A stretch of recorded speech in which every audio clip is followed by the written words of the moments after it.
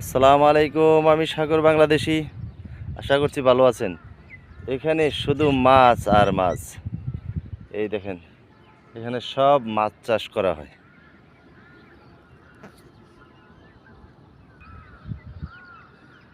এই যে দেখেন, চারদিকে শুধু মাছ। এখানে পানির থেকে বেশি মাছ।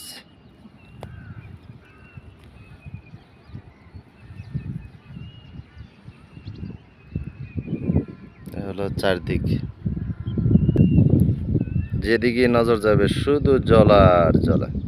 এগুলো সব মাছের ফিশারিজ,